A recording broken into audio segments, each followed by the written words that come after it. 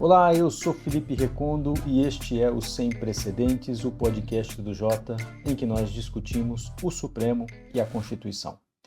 No episódio desta semana, nós vamos falar, evidentemente, do projeto de lei que teve urgência aprovada na Câmara dos Deputados, que equipara o aborto após 22 semanas de gestação ao crime de homicídio, mesmo abortos que têm previsão legal, por exemplo, em caso de estupro.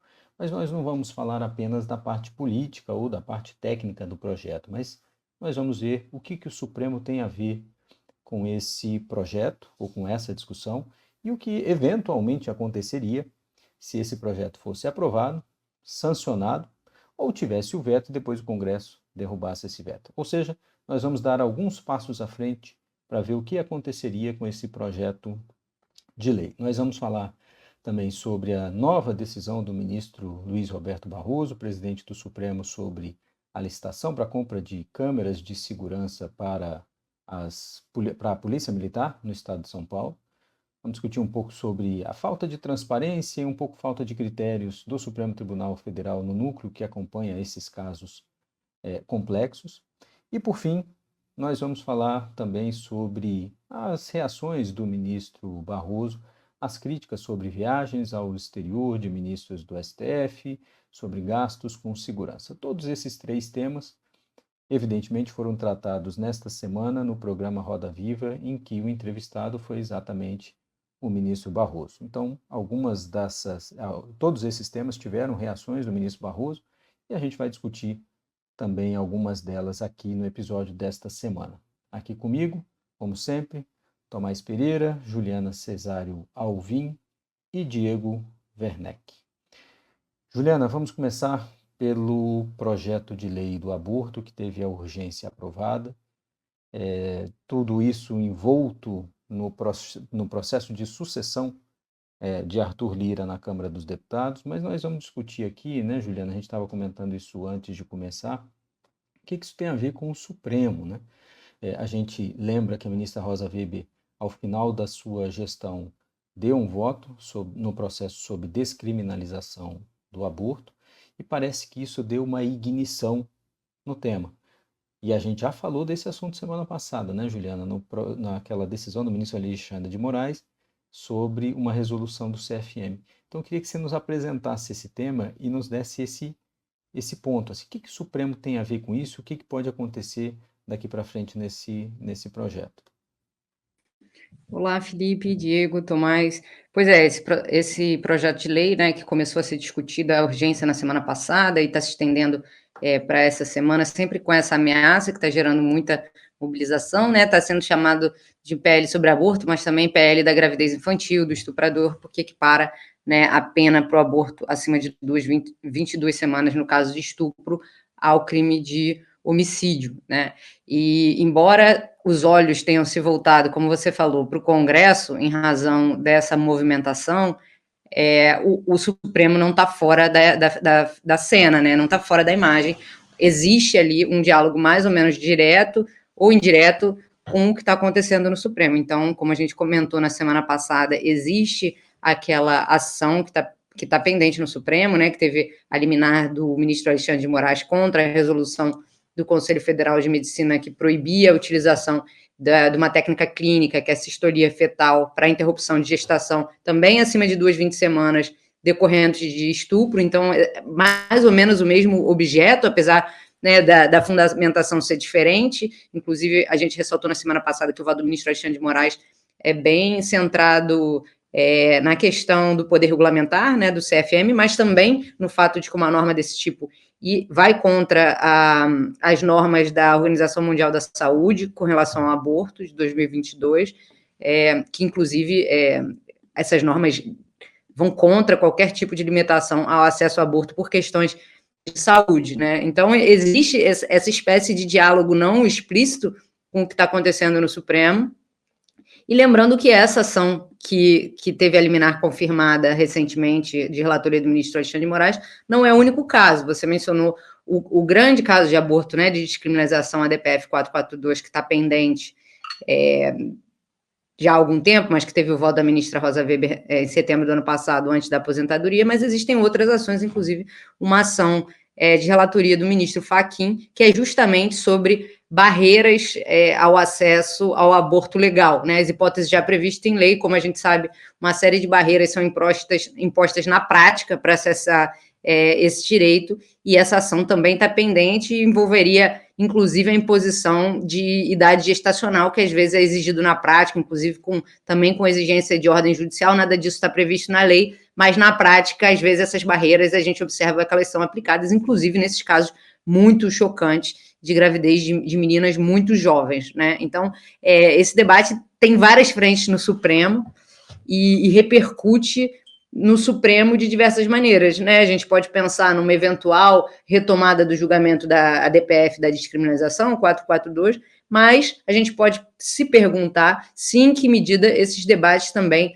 se refletem no andamento dessas outras ações, no tempo dessas outras ações, no posicionamento com relação a essas outras ações e até mesmo na própria fundamentação que os ministros usam para decidir essas ações que vão aparecendo, como essa da sistolia fetal, que, como eu falei, a decisão está muito mais voltada para a questão técnico-científica e regulamentar, exacerbação, né, do poder regulamentar, do que uma discussão substantiva de aborto, e a gente pode se perguntar se isso também é uma estratégia do próprio ministro Alexandre de Moraes naquela ação para evitar esse ponto mais né, colocar o Supremo como um alvo mais fácil a partir dessa argumentação. Juliana, só me tire uma dúvida. Você vê que essa ação do Congresso Nacional, a aprovação do PL, da urgência do PL, pode tornar mais caro e talvez até quase inviável que o Supremo retome julgamento de aborto no curto ou mesmo no médio prazo? Você acha que tem esse efeito colateral? Eu não sei nem se colateral ou se não é parte da estratégia mesmo. Eu acho que certamente gera um clima que poderia, em alguma circunstância, acuar o Supremo, alguns ministros do Supremo, em relação a priorizar esse caso. Por outro lado, eu acho que tem uma outra dimensão, é que uma proposta como essa, que soa absurda para até pessoas que são menos enfim, que tem resistências com relação à descriminalização do aborto em certas circunstâncias, ajuda a colocar no debate certos argumentos que são muito importantes, como a questão da violência contra as crianças, as barreiras ao acesso ao aborto legal, né, mesmo estando previsto em lei desde 1940. Então, tem uma outra dimensão, eu acho, que é chamar a atenção para a gravidade do cenário de criminalização do aborto. Então, isso pode ter uma sensibilização nesse sentido, sim. Mas acho que na esfera política, né, o que o Congresso acho que está buscando fazer, ou esses setores do Congresso, sim, é aumentar o custo de lidar com qualquer coisa relacionada ao aborto, né? Eu acho que é transformar um tema tóxico na medida em que o Supremo, ainda em casos absurdos, como esse mesmo caso do Conselho Federal de Medicina, se sinta constrangido e evite o tema. Mas acho que é de se perguntar e avaliar em que medida isso vai ter efeito. No caso dessa última ação, isso não teve esse resultado, né? Não impediu o ministro Alexandre de Moraes de conceder a liminar e de ser acompanhado no seu voto, ainda que tenha havido uma interrupção com o voto enfim, o pedido de destaque do ministro Nunes Marques. Pois é. Ô, Diego, eu queria te ouvir sobre esse assunto ainda e pensando o seguinte, Juliana explicou aqui profundamente esse cenário, mas eu fico pensando, se esse projeto eventualmente fosse aprovado, claro, teria um custo para o Supremo derrubá-lo, né? Derrubar a lei, eventualmente, que entrasse em vigor. Mas você tem alguma dúvida de que o Supremo derrubaria essa lei? Felipe, acho que ele provavelmente derrubaria. Do ponto de vista político, está em aberta a questão se isso levaria, o que está acontecendo agora com esse PL, levaria a um cenário em que é politicamente mais difícil para o Supremo decidir, se, ao contrário, vai tornar politicamente mais fácil, porque está havendo uma mobilização forte também contra esse PL. Então, essa é uma questão em aberto. O que eu acho que não está em aberto, eu afirmaria desde já que esse é um caso juridicamente mais fácil para o Supremo, né? Esse é um caso que me parece que tem menos chance de dividir o tribunal do que a questão atual sobre a descriminalização do aborto, que está pendente de julgamento no tribunal, né, de resultado incerto. Mas esse caso me parece que ministros, é possível imaginar que ministros que não são necessariamente favoráveis à tese do voto da ministra Rosa Weber, na DPF 442, poderiam ainda assim ser favoráveis a uma tese de que essas hipóteses que existem na legislação devem ser mantidas, porque eliminá-las aí sim seria uma violação, né, de direitos fundamentais. Então, eu acredito que é possível, inclusive é possível que quem está apoiando esse PL no Congresso imagine, né, que isso, se está contando com isso ou não, é uma questão em aberto, como você colocou a estratégia, mas deve estar fazendo esse cálculo de que provavelmente esse é um tema que é mais fácil para o Supremo se unir com uma discussão colocada nesses termos do que a discussão de aborto mais geral que está lá. E até porque você vê que na exposição de motivos, esse é um PL construído em diálogo crítico, né? Não diálogo concordando, mas em diálogo com os votos já lançados na DPF 442. Então, metade da exposição de motivos, um pouco menos da metade, é uma discussão dos argumentos lançados pela ministra Rosa Weber, no voto que ela já lançou nesse caso, da seguinte forma: os deputados que elaboraram o PL descrevem um cenário, vou só descrever aqui o que está lá, em que, na visão deles, o argumento, o fator, né, gravidez resultante de estupro abre uma porta para que haja muitos abortos em que não há, de fato, comprovação da violência. Eles tentam descrever isso lá no PL. E aí eles vão dizer que o próximo passo dessa abertura, né, excessiva está sinalizado pelo voto da ministra Rosa Weber. E aí eles vão criticar a posição dela naquele voto de que a Constituição não está prevendo direitos que seriam diretamente titularizáveis por, né, não nascidos, fetos não teriam direitos fundamentais, e que ela também afirma que a vida não teria uma prioridade absoluta, né? A vida é um direito a ser, né, sopesado junto a outros direitos pelo legislador. O que não é necessariamente uma descrição correta do voto da ministra Rosa Weber, já que ela até apresenta citações nesses dois sentidos, mas ela também afirma que algo pode ser juridicamente relevante, passível de proteção pela Constituição, ainda que não porque existe um titular de direitos fundamentais, né?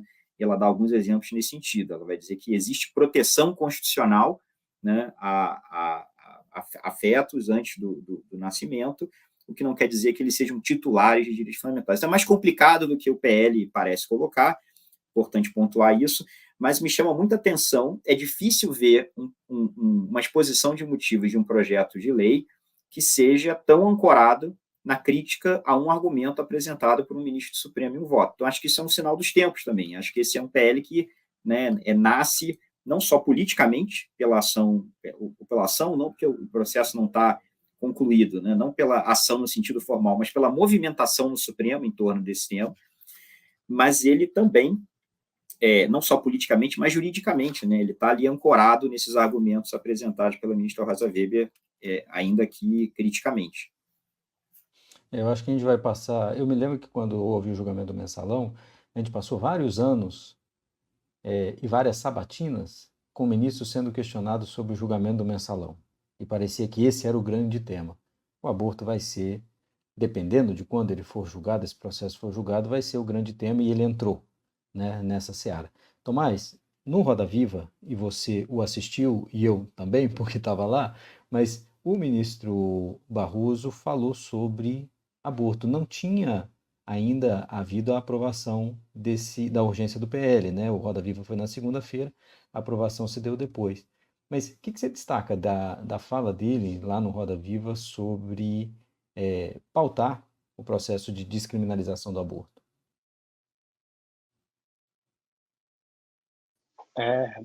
Então, eu acho que tem algo que a gente já sabe, né? Está dado há algum tempo, que é o ministro Barroso tem dito reiteradamente que ele não pretende pautar a DPF do aborto, que discute a descriminalização do aborto no Brasil, tão logo, né? Não está claro se ele próprio, né, que ele está dizendo que não vai pautar em nenhum momento da presidência dele, ele diz que vai ser agora, mas talvez signifique realmente que seja durante toda a presidência dele. Ele tem explicado isso, é interessante, que ele foi perguntado sobre isso, quando estava lá, inclusive nesse diálogo, e ele geralmente justifica dizendo com algo que tem a ver com a sociedade não estar pronta, não ter amadurecido o debate, e um pouco a confiança dele. Tem a ver um pouco com a teoria que o ministro Barroso tem em relação a funções do controle de constitucionalidade, né? Então ele próprio admite e justifica em artigos acadêmicos a função do Supremo, digamos, em certas situações de temas de direitos fundamentais, de se mover quase que à frente da sociedade, à frente da opinião pública. Ele usa o termo empurrar a história, né? Essa função iluminista, que é como ele chama. Mas parece que o que ele está dizendo aqui nesse caso, ele não acha que é o caso de fazer isso, né? Ele não está negando que essa função exista, mas ele está dizendo quase como, eu acho que se a gente continuar falando sobre isso mais um tempo, as pessoas vão se convencer e a sociedade... Parece que assim, mais um tempo até terminar a minha presidência, porque se até o final da presidência dele a sociedade não estiver preparada, ele vai pautar do mesmo jeito. Alguém tem dúvida disso? Então, não sei. Essa é a pergunta, se ele pautará mesmo assim. O que ele tem dito é que ele tem usado essas oportunidades para, quando ele é perguntado sobre pautar, ele aproveita para colocar os argumentos dele, que já estão em votos, e de por que a descriminalização seria diz esclarecer, justificada. Né? Dar mais informações para a sociedade sobre isso. Como se fosse uma função pedagógica que ele está exercendo na sociedade. Então, tem a ver com isso. Existe um certo otimismo dele em relação a isso. A gente pode discutir se é essa a função do Supremo, se é isso que o presidente do Supremo deveria estar fazendo num caso como esse, mas, de qualquer maneira, eu diria que o que tem acontecido essa semana mostra, digamos, eu acho que é desanimador em relação a isso, né? Porque é isso que chama atenção, né? Se é verdade que, em geral, a nossa sociedade, não estou dizendo que a gente deveria se pautar por pesquisas de maioria de opinião, obviamente, né? O Supremo tem uma função contra-majoritária, de defesa de direitos fundamentais, e isso é muito relevante. Eu não estou dizendo que ele deveria olhar para a pesquisa de opinião, mas se a gente for considerar a relação entre as duas coisas, pesquisas tendem a mostrar que, digamos, a sociedade realmente é dividida em relação a uma liberação maior do aborto, uma descriminalização, uma legalização do aborto de maneira mais ampla. Isso é um tema que divide a sociedade, a gente não tem dúvida sobre isso. A gente pode até discutir o quanto que, às vezes, essas dúvidas têm a ver com uma falta de esclarecimento sobre o que de fato aconteceria com uma decisão, que talvez a decisão, ao resolver, estabelecer uma regra, ela própria tem uma função de, digamos, de tirar da mesa versões fantasiosas sobre o que isso significa e assim por diante. Mas o ponto é que, o meu ponto não tem a ver com isso, tem a ver com, apesar de ser verdade, a nossa sociedade, de maneira geral, há diversas pesquisas que indicam isso, que ela é contrária, a maioria da população contrária, é favorável à possibilidade do aborto no caso de estupro, né?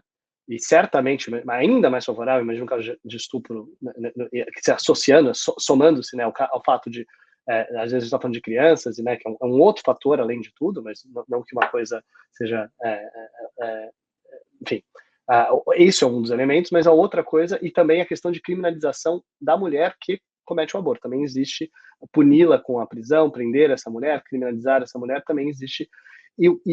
O que esse PL está fazendo é ir na marcha contrária, digamos, dessa opinião pública majoritária. Então, é curioso que, nesse caso, digamos assim, eu acho que, simplificando, parece que o que o ministro Barroso está dizendo, ou pelo menos a visão dele, é que a sociedade ainda não está majoritariamente do lado da legalização de maneira ampla. E ele acredita que, falando sobre isso, dialogando sobre isso, ele poderia mover essa opinião pública a partir desse desempenho dessa função pedagógica. Ao mesmo tempo que a gente está vendo um movimento de deputados federais que estão movendo-se contra uma opinião majoritária, né? Contra certos consensos que a gente acha que a gente já tem. Por que eles estão fazendo isso? É uma pergunta em aberto. A gente pode se perguntar aqui um pouco o que a gente está falando. É porque eles, de fato, acreditam que eles seriam capazes de aprovar a SPL e torná-lo lei e mudar esse status quo? É porque eles acham que a opinião pública talvez não seja essa? É porque eles têm ganhos eleitorais nas bases deles, independentemente dessa ser a opinião majoritária? Então, se é verdade que o Congresso, a gente imagina que se comporte majoritariamente, os deputados federais, eles não são representantes majoritários, eles são representantes minoritários, no sentido de que eles são eleitos por setores específicos da sociedade, que podem concordar com eles, suas bases específicas podem não estar em sintonia, eles sim estariam sendo minoritários nesse tema. E pode até, inclusive, ser algo que tem efeitos, e daí eu acho que é difícil a gente separar as duas coisas, mas eu acho que é importante a gente não confundir nesse debate. Às vezes, quando a gente fala sobre o que está acontecendo no SPL, às vezes a gente parece que a gente está falando sobre intenções das pessoas, a gente está falando sobre efeitos. Às vezes a gente tem efeitos que não são intencionais, os jogadores estão jogando esse jogo, tomando suas decisões, isso tem efeitos, mas não significa que desde o início eles queriam. Então, por exemplo, pode ser que mobilizar a sociedade em torno disso e forçar, eventualmente, uma mobilização política para retroagir algo que a gente imaginaria, para não retroagir, né, mas assim, para impedir que aconteça algo que a gente já teria dado como sendo um consenso social, para não retroagir algo que a gente, para não acontecer uma retroagir em relação a isso, pode ser que isso tire energia de uma luta que seja para progredir, né? Pode ser que, eventualmente, se o Supremo tenha que interferir nessa questão, talvez ele não tenha, porque se esse PL nunca for convertido em lei, a gente não vai ter uma ação no Supremo, e o Supremo talvez nunca tenha que declarar inconstitucional, mas relacionado à pergunta que você já fez, respondeu, Diego, se o Supremo gasta energia e tempo, e capital político, e capital institucional, para declarar inconstitucional uma lei que é evidentemente inconstitucional, isso significa que ele não está usando essa energia, por exemplo, para discutir temas que são mais polêmicos, que dividem mais a sociedade, ou que poderiam mover a nossa legislação num sentido que fosse um sentido constitucional, mas que fosse mais protetivo de direitos, ampliando garantias, ampliando liberdades e assim por diante. Então, eu não estou dizendo que quem propôs esse PL, quer dizer, essa que é a confusão.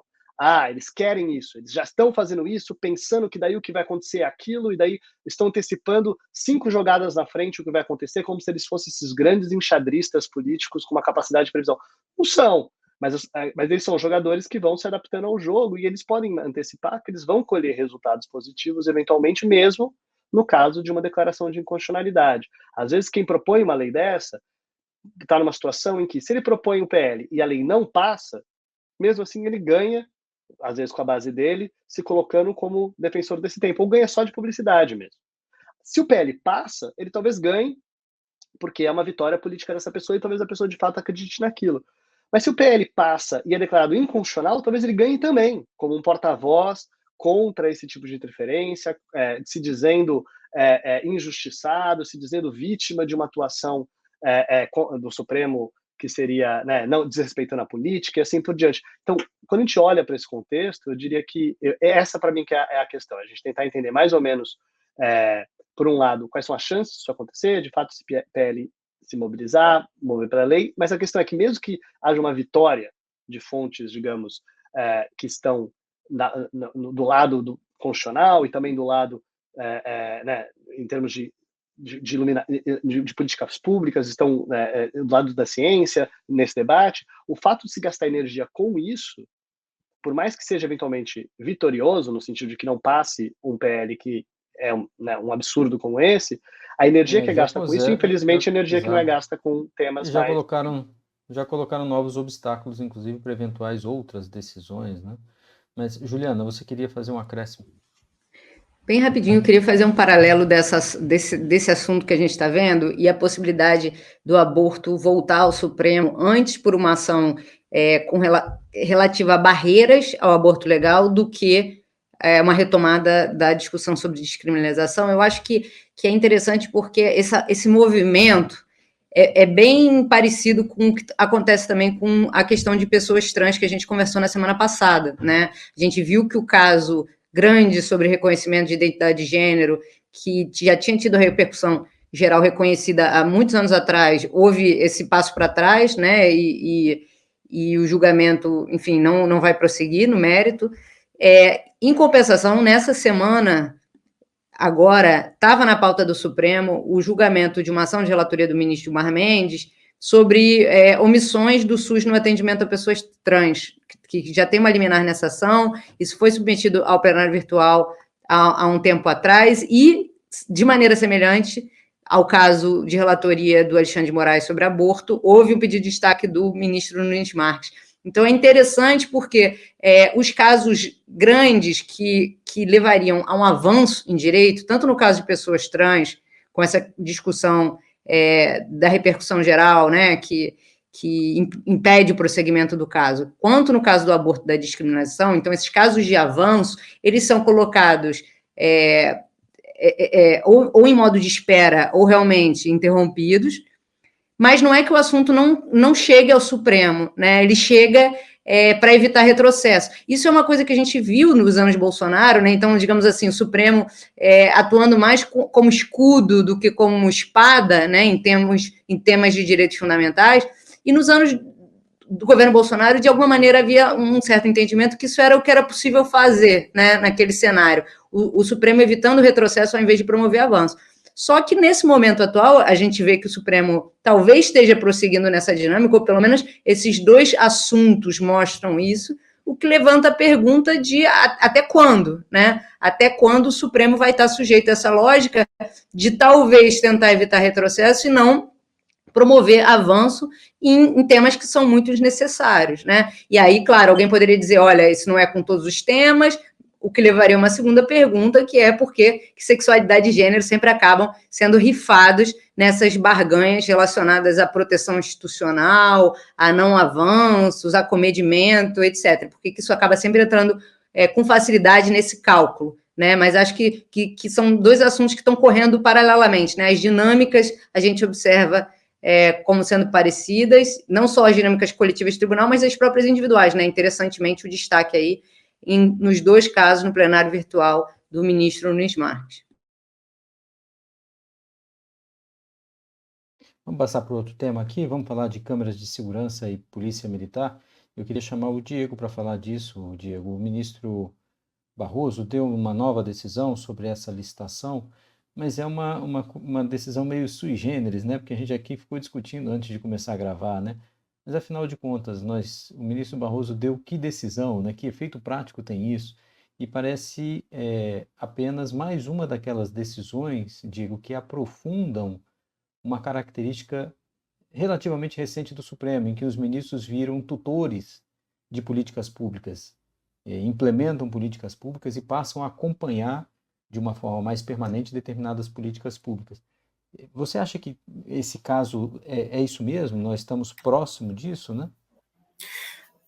Felipe, colocar uma premissa geral aqui, que um tribunal que tem poder de fazer controle de constitucionalidade e que pode ter como objeto de sua decisão atos do poder público, né, que podem expressar políticas públicas, escolhas de políticas públicas, que são competências que o Supremo, né, incontroversamente tem nesse nível de realidade, é um tribunal que vai estar tomando decisões que têm impacto sobre políticas públicas, às vezes em alto grau de detalhe. Eu acho que isso é um dado do nosso sistema hoje que me parece difícil de escapar.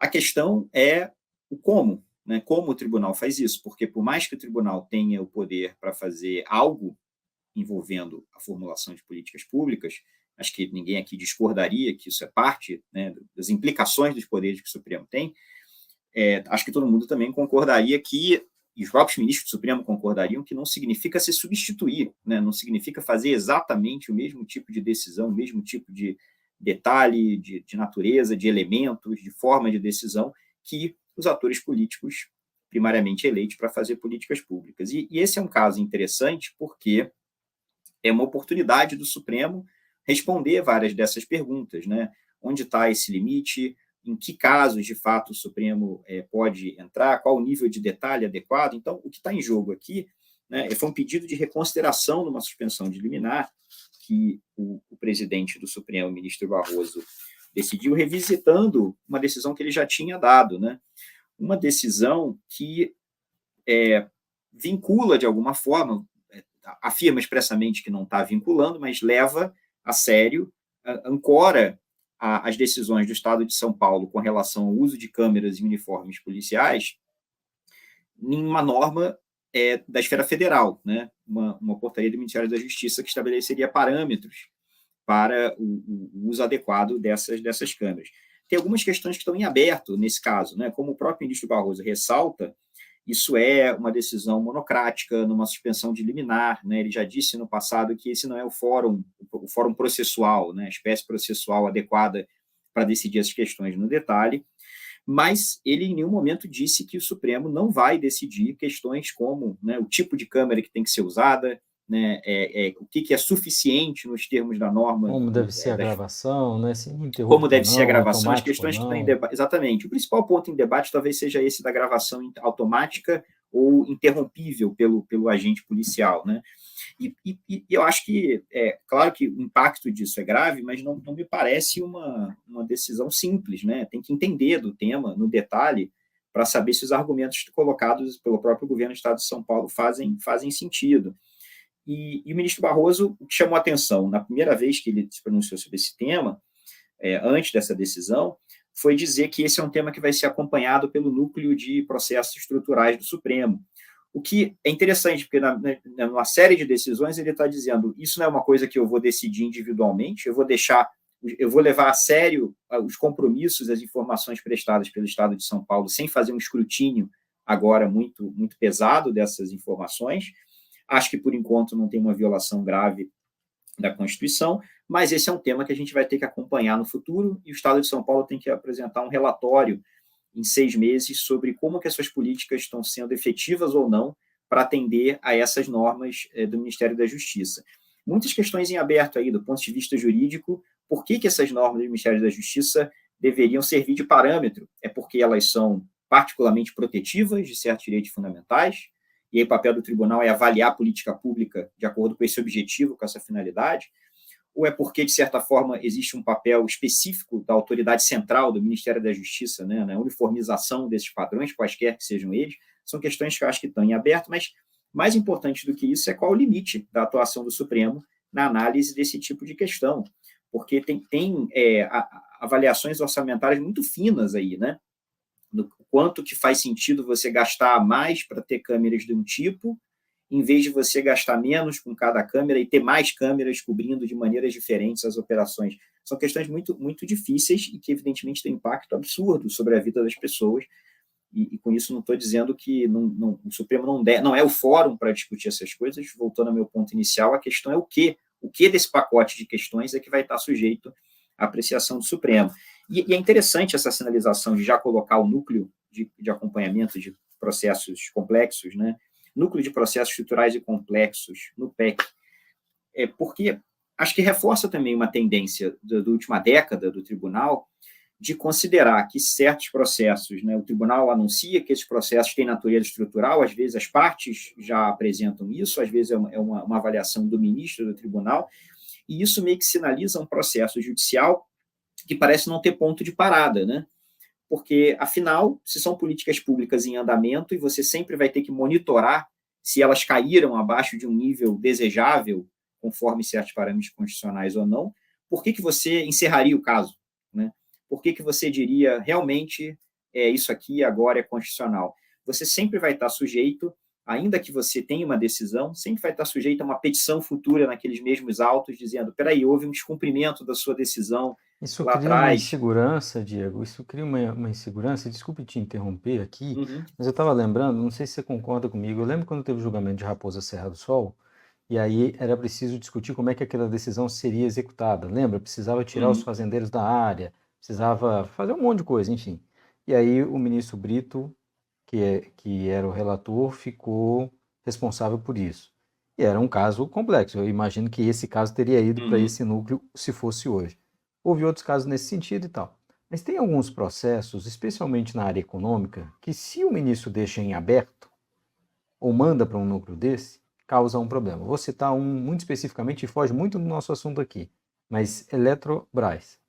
Tem uma discussão sobre um acordo que está sendo feito, uma conciliação e tal. E isso envolve também conciliação, tá, Diego? E talvez eu esteja misturando indevidamente as coisas aqui, mas um núcleo que fica acompanhando processos complexos e esse de conciliação. A conciliação se dá, e aí o que tem acontecido? E isso eu dou crédito aqui para o Mauro Pedroso, advogado, que fez até um levantamento sobre isso, mostrando que quando há conciliação tem processos que permanecem abertos e tem processos que o Supremo deixa ou encerra para dizer o seguinte, a conciliação está feita. Nesses que ficam abertos, o Supremo fica acompanhando, que aí, do ponto de vista econômico, é uma instabilidade, uma insegurança. Você não sabe se vai ter intervenção do Supremo de novo depois.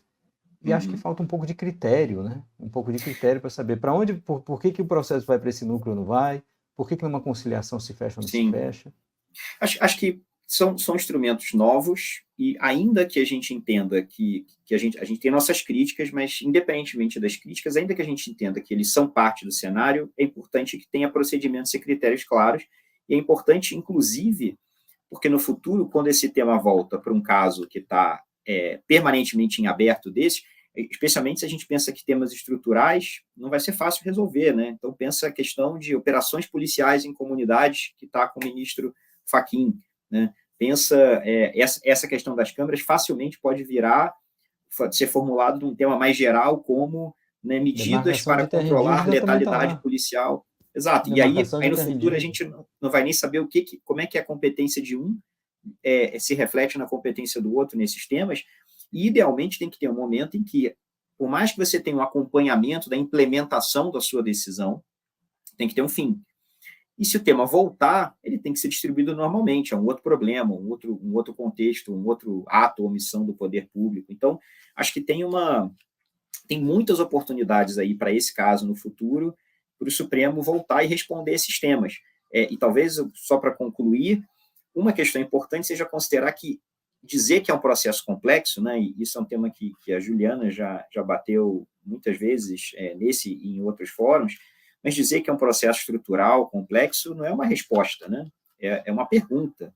É dizer, então, se a gente vai tratar assim, isso traz novas perguntas, né? Como que a gente vai lidar com isso? Quais são os limites? Quais vão ser os procedimentos?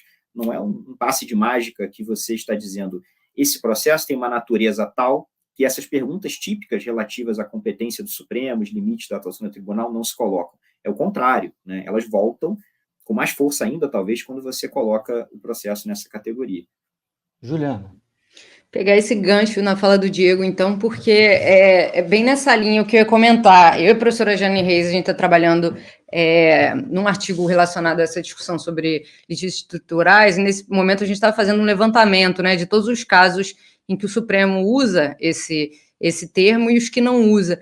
E a gente vê como a gente intuía uma inconsistência nesse uso, né? Então, como é que o caso recebe esse selo? E casos que a gente imaginaria que estariam abrangidos por essa categoria, por exemplo, como aqueles de comunidades quilombolas e comunidades indígenas e Covid, a princípio não estão. Então, é uma pergunta que fica colocada, né? Como é que um caso recebe esse selo, e ainda que recebendo esse selo, como é que ele é remetido ou não para esse núcleo, né? Esse núcleo, no PEC, foi criado na presidência do ministro Barroso, junto com outro núcleo, que é o Núcleo de Solução Consensual de Conflitos, e um núcleo de análise de dados e estatísticas. Já havia alguma coisa nessa linha na presidência da ministra Rosa Weber, com outros nomes, inclusive um centro de mediação e conciliação, um centro de cooperação judiciária, enfim, outras denominações, mas fica um pouco a dúvida do que significa também essa segunda etapa. Então, além de chamar um caso de litígio estrutural,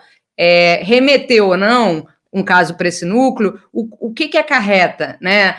A resolução que cria esse núcleo vai indicar que esse núcleo ele pode elaborar pareceres, relatórios, notas técnicas sobre o tema discutido, colaborar nos indicadores de monitoramento das decisões. Mas também não sei se isso está sendo realizado de maneira consistente, né? Parece que fica muito a cargo da relatoria do caso. E pelo que a gente pôde observar até agora, existem alguns ministros específicos, inclusive o ministro Barroso, né? Naturalmente, por ter sido quem na sua presidência, né, que se criou o núcleo nesses moldes, que remetem ou que se valem desse núcleo para apoiar, né, a continuidade, o monitoramento das suas ações. Mas aí acho que muitas perguntas ficam em aberto, né? Em que medida esses núcleos eles vão monitorar aquilo que está decidido, né, na decisão colegiada, tomada em plenário, que está colocado em emenda, aprovado, votado, ou prestar consultoria com relação a novos temas que venham a surgir, detalhes, coisas que estavam fora daquela primeira discussão, qual é essa margem, né, de apreciação? Eu acho que claro, acaba ficando subordinado ao relator ou relatora, e como que o relator ou relatora faz uso desse núcleo. Então, eu acho que são muitas perguntas que estão colocadas em aberto, mas a impressão que dá é que o Supremo embarca um pouco nessa categoria de litígio estrutural, né, na última década, mas com mais força nos últimos 5 anos,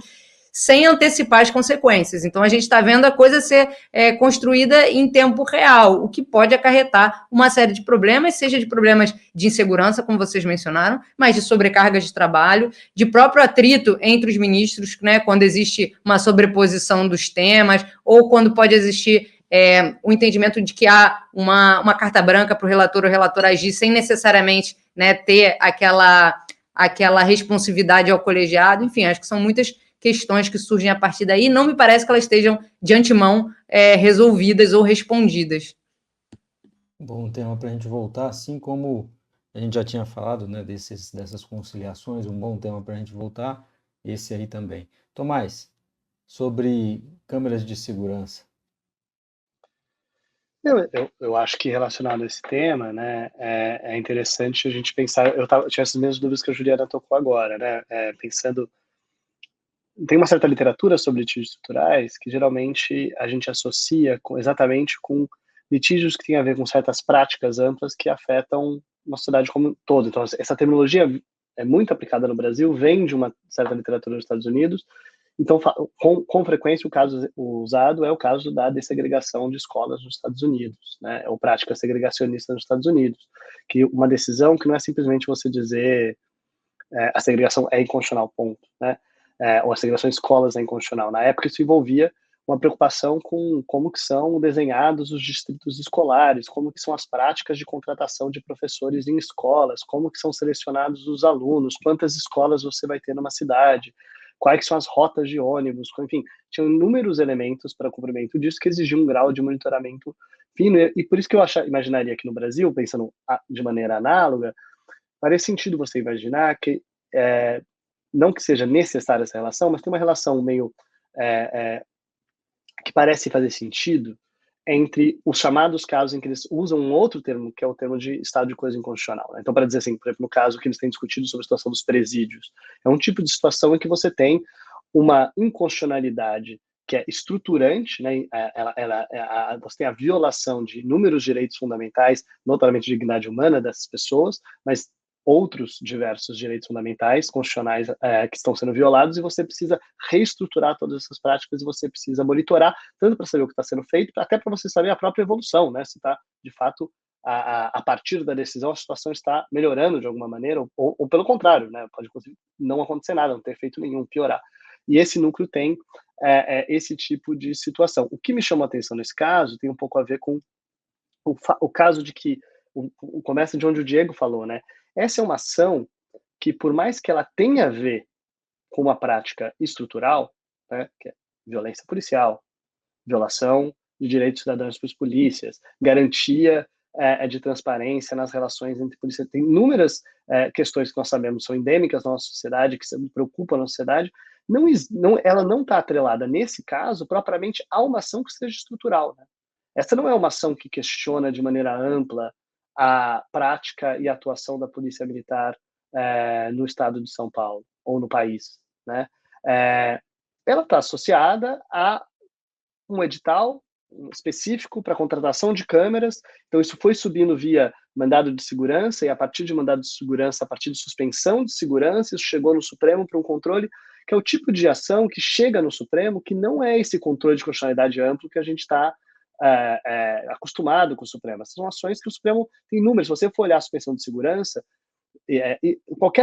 diversos temas que chegam via mandado de segurança, eles às vezes chegam no Supremo, porque eles podem afetar alguma questão constitucional, mas concursos públicos, diversos temas desse tipo chegam no Supremo por essa via.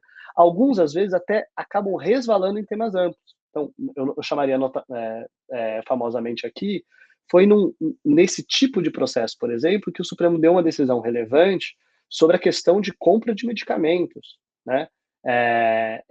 Então, assim, esses casos chegam, mas essas ações não são ações que fazem tudo isso. Então, a primeira coisa que chamaria a atenção é essa relação entre um processo que trata de uma questão técnica específica, de um edital, e que às vezes você está vendo legalidade ou não daquilo, que se torna um lugar para questionamento de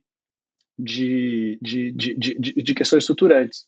Então, se é para falar disso, chamaria atenção para o fato de que o Supremo tem decidido questões que são relacionadas a isso em outras ações que são relevantes aqui.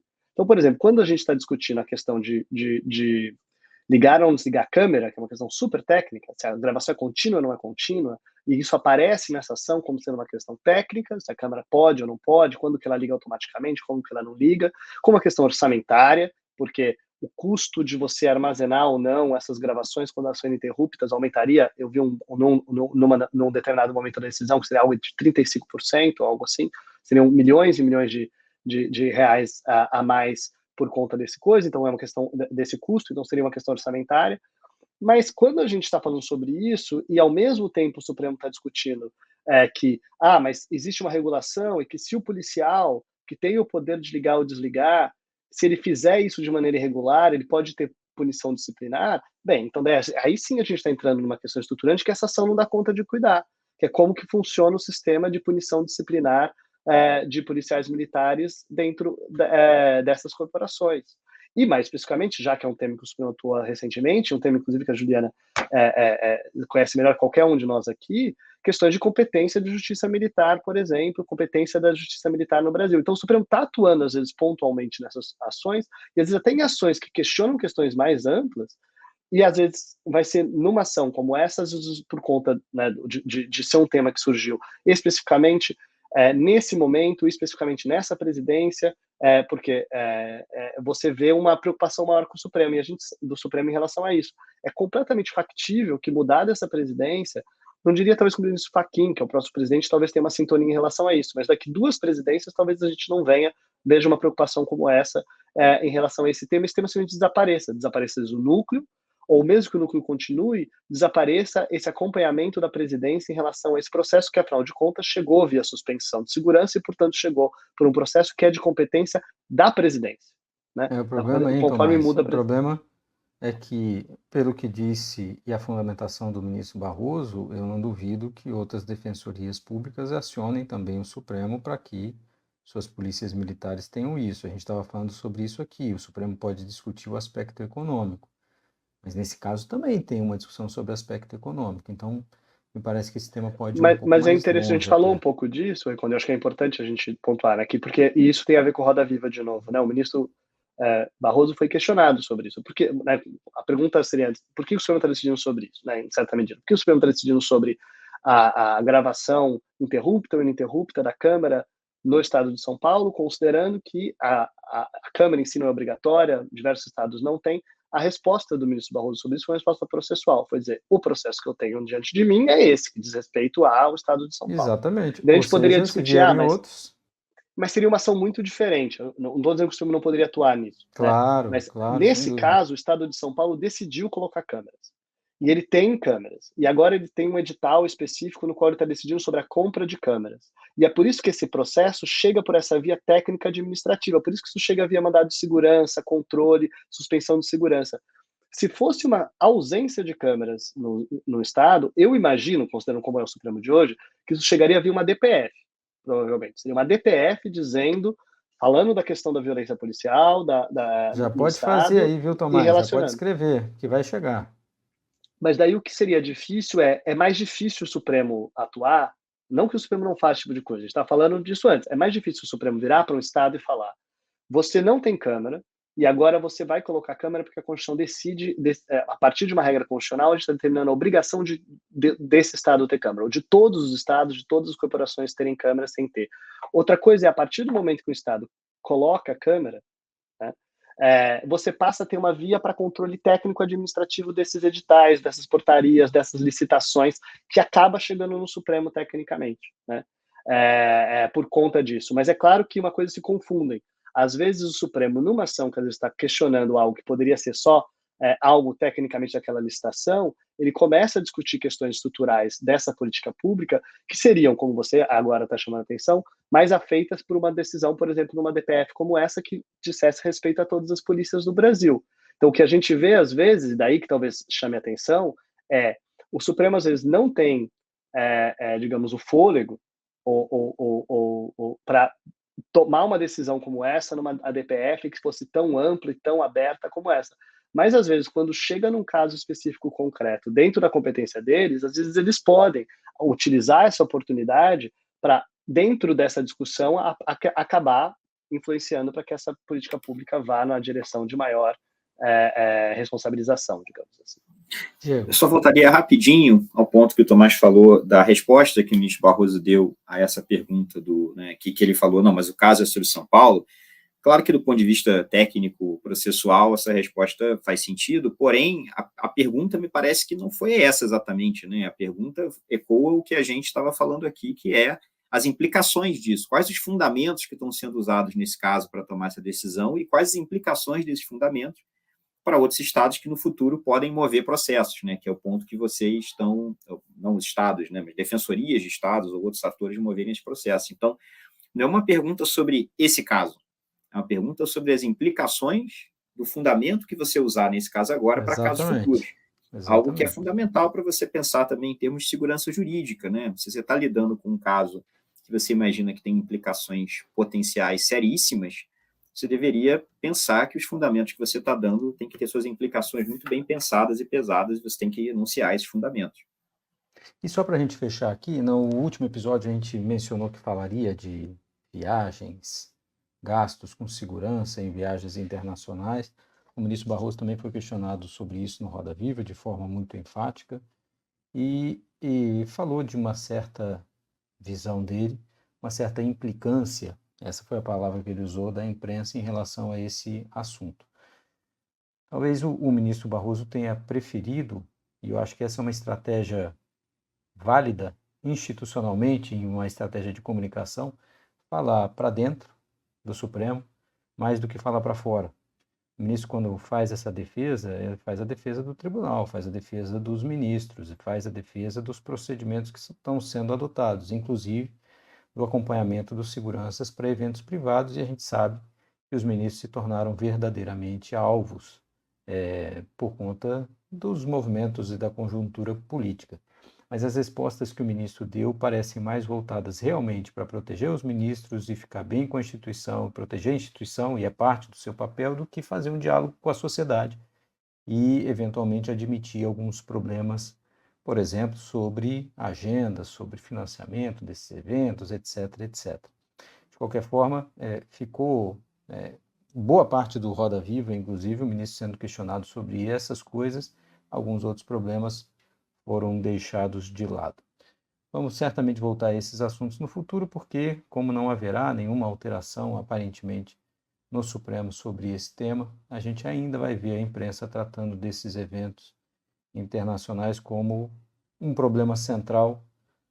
Cabe aqui a discussão se é realmente ou não, mas é inegável que gera uma certa desconfiança da sociedade, especialmente em eventos que tenham patrocínios privados. E lembrando, eventos com patrocínios privados tem em qualquer lugar, os ministros sempre participaram, mas acho que agora toma uma outra conotação. Mas voltamos a esse tema num próximo Sem Precedentes. A gente fica por aqui, queria agradecer ao Diego, Tomás, Juliana, foram vários assuntos nesse Sem Precedentes, a gente volta semana que vem, talvez aí já com algum desfecho para esse projeto sobre aborto e alguns outros temas que a gente possa abordar. Gente, obrigado mais uma vez e até semana que vem. Até. Até. Até a próxima.